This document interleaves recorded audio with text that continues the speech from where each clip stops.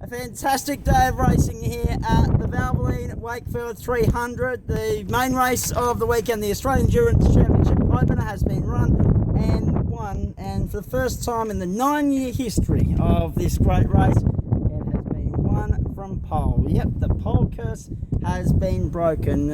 Start to finish performance, a brilliant one at that from the Janetta of Craig and Adam Burgess. So I'm alongside Lachlan, Mansell and Brian van der Wakker once more to just reflect on what was an awesome day. And Lachlan, you've been covering this race longer than just about anybody.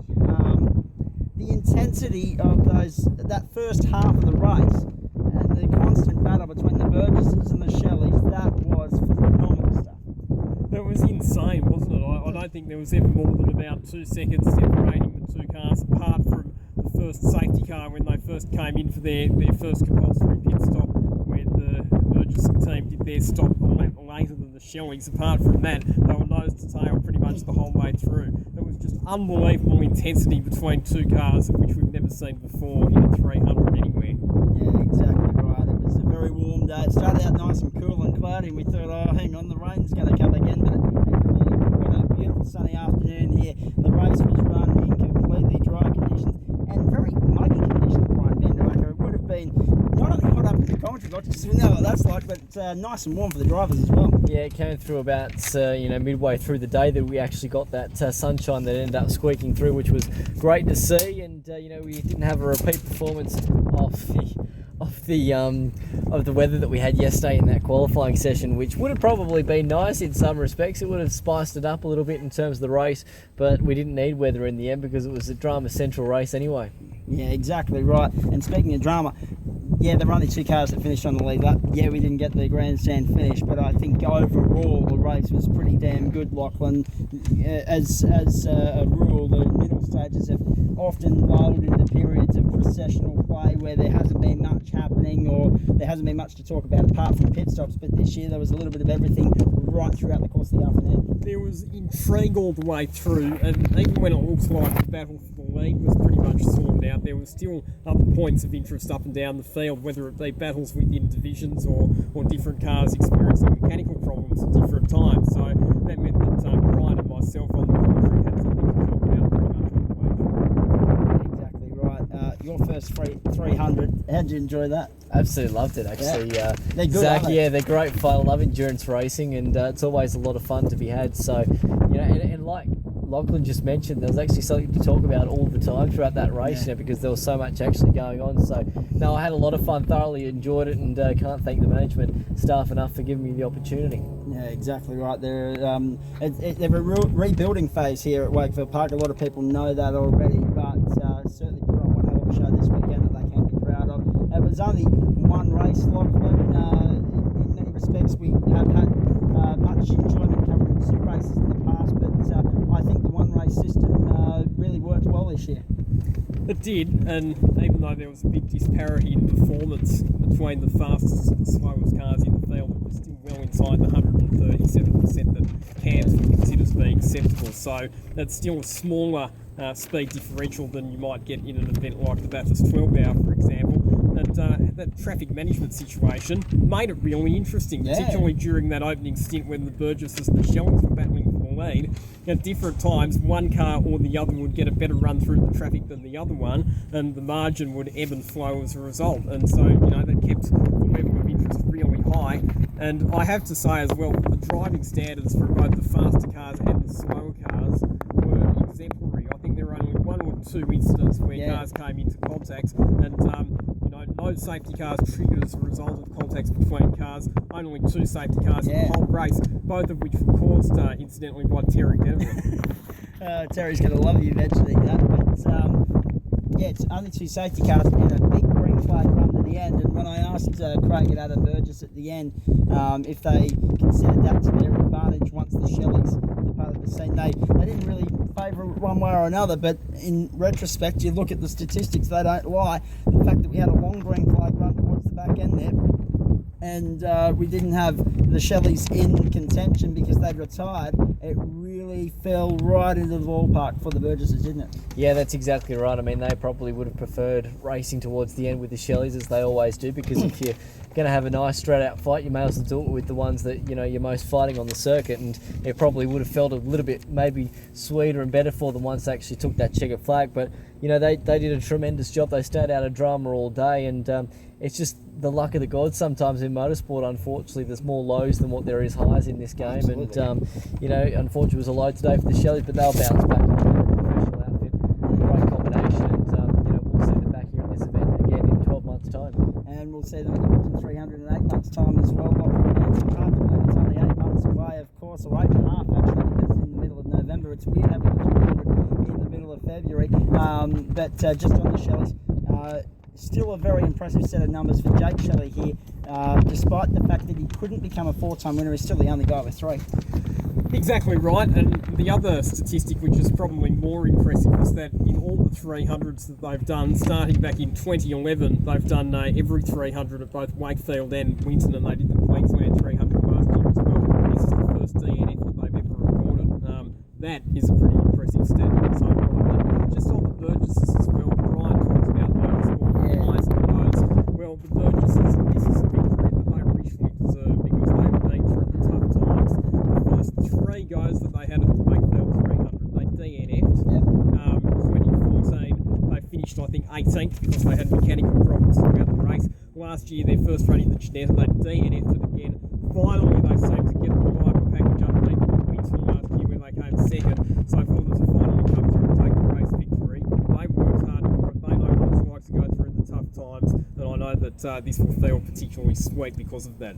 And a real family affair, of course, the father and son combination. And that's 2 years in a row that the father and son combination has won the 300 manufacturers as well, of course, behind the Future Racing and Mazda, and also the Lotus, and the one that I'm missing, Lachlan, the Mitsubishi Evo. Of course, I didn't have to think about that for too much longer.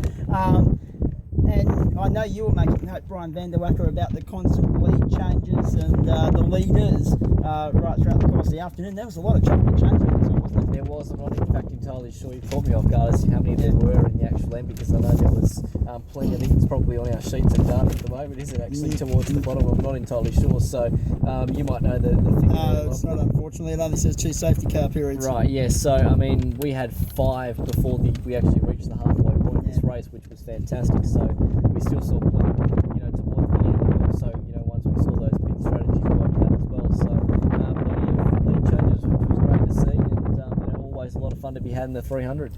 Exactly right. Final thought from the pair of you. We've talked a lot about the division winners throughout the presentation and throughout the course of the race. We've talked about all the ups and lows of pit lane, but something that particularly stood out for you, not from the winners, but something I think the thing with this race is that we pride ourselves on it being open to such a diverse array of cars, and I don't think there's any better demonstration of the diversity of this race that we had 5 different manufacturers in the top 5 and 7 different manufacturers in the top 10. Yeah, exactly right. Brian, what's the out for you, my friend? I think the drive by Daniel Reynolds in as to position number 5 for those guys. I think that was a tremendous performance for them. And also you've got to say Townsend and Sewell after the night that they had as well. Basically an all-nighter. So they've really deserved it. And I think that's a commendable performance not only for the drivers but for the whole team. After the night they had, to repair basically the whole engine and gearbox, take it all out, put it all back in again, and the rewards have been just deserved for those guys. I was very happy for Daniel Reynolds and Matty Stubbs. You and I have called a lot of their races. They've often had the pace of 1 hour level. They've often been able to run at sprint level, and a lot of success has come from those sort of races. But the 300 always kind of packed them in the back, and today they finally got a little bit out of Division 3 and the top 10 finished today. And yeah, a giant killing performance. They finished ahead of a number of much faster cars, so it really was a standout performance from them. A few other outstanding performances. I thought that Gavin Holland and Dave Thomas in the second of the CNC cars, it may not have been the headline act, because that was the Daytona, but a very solid drive for them to come through in ninth position outright. And we just keep seeing it, don't we? Mark McKay and Justin Marussia, one of the most formidable combinations in the history of these 300s. They may not always be the fastest car, but they're consistent, and they always seem to finish somewhere in the top three within their division, and once again, second place in their division and sixth outright. Terrific performance from them. Not one of them drove that car until yesterday, mind you, an even more impressive effort. Division winners, let's just quickly run through them. Lachlan, of course, Division 1 to Adam Burgess and Craig Burgess. Division 2 to Grant Sharon and Ian Sharon. And that was the only Division 2 car on the lead lap. There were only 2 cars that finished on the lead lap. Quick comment, we run through Divisions 3, 4, 5 and 7. There was no Division 6 this year. About the division restructure for Division 2, because it looked as though if we didn't have that second pit stop, that 2.5 minute one, there might have been a couple of other cars that weren't too much. There might have been one lap down, another one on the lead lap. Did it work for you? What do you think? I think it works better than it had before. Let's just say hypothetically that the Division 2 cars are still only had to do one stop.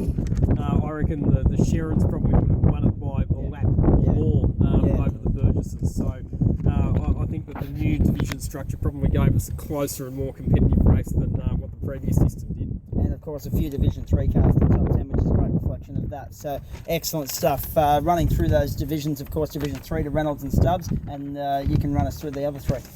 Yeah, so Division 4 ended up being won by the husband and wife combination of Peter and Robin Lacey. They've won their division a few times in this race now. They've been on the podium in the B main here, obviously just the single race format this year, but they still came 14th outright, so great job from them. Equally, David Bailey and Adam Hughes. David Bailey, I think, has won his division in every 300 he started, and this year stepped up from Division 6 to Division 5, so the car was a bit faster and still managed to win their division. So a great performance from them in the Toyota 86. And even more impressive considering the dramas they had on Friday and the fact that they doubled up with Prod Touring as well. Yeah, so that car had a lot of laps this weekend and did all of the production touring support races. They had, as you mentioned, a gearbox problem on Friday. They had to replace the gearbox, so yeah, great effort from them, 17th outright. And then, as you mentioned, no Division 6 cars, and the winner of Division 7 was Dave and Scott Williams in the Hyundai XL. They finished up in the 22nd position outright. A total of 29 finishes from 41 starters. Yeah, exactly right. Final question to you, Lachlan Mansell, and then a final thought from Brian Van. We saw the double done last year. Shelley's got it done at Wakefield and Winton. Can the Burgesses take the confidence from here and do the same? Well, I think they can, and they were strong at Winton last year, where they came second behind the Shelleys. Winton's going to be a bit of a trip into the unknown this year because the circuit's been resurfaced recently, and a lot of analysis is going to have to be done to work out what the division structure should be, because we know that the overall speed's going to be faster, therefore the division times for each division are going to have to be faster as well. The question is by how much, and it'll be a case of looking at lap times for the V8 supercars and support categories and the Shannon's Nationals categories to see how much faster they've gone than before, to try and work out what the new division structure needs to be. Exactly right. Final thought to the 300 debutant, Brian Van Der Wakker. Fantastic event, wonderful event, and congratulations to all those people that have put it together. As always, all the staff behind the scenes, because there's so much blood, sweat and tears that go into this event, as always. Well done to everyone involved. Another brilliant race, as we've seen it. Congratulations to the Burgess boys taking the win from pole position this year. Yeah, exactly right. For the first time ever, it's been done and run and won from pole position. And of course, we can't forget to thank our hard-working, dedicated team of officials who made their way up or down, depending upon where they are. Of course, a great team from Winton came up for the Wakefield 300 to ensure that we could go racing. A fantastic weekend. Great call there. Well done. Appreciate your time at the end of what has been a very long couple of days. And can I just say to you, given the circumstances you found yourself in over the last week, terrific call, and as usual, stepped up and delivered beautifully. Well done on that. Lachlan Mansell, Brian Van Der Wakker, thank you very much, and we very much look forward to the Winton 300 in November. It was the day that the Janetta got the job done at Wakefield Park. Thanks to everyone for your company across the course of the weekend on Zak Sports. We're back here in a fortnight, of course, weekend off next weekend. Geez, what's a weekend off in motorsport? A weekend off next weekend. We're back here for the Camp State Championship, Formula Ford and Formula V in a fortnight's time. We can hardly wait for that, but for now, from what is a very windy Wakefield Park in Goulburn on behalf of Brian van der Wakker, Lachlan, Mansell, the entire team. It's a big congratulations to Adam and Craig Burgess, maiden Wakefield 300 winners here this weekend. From all of us in Goulburn, it's goodbye.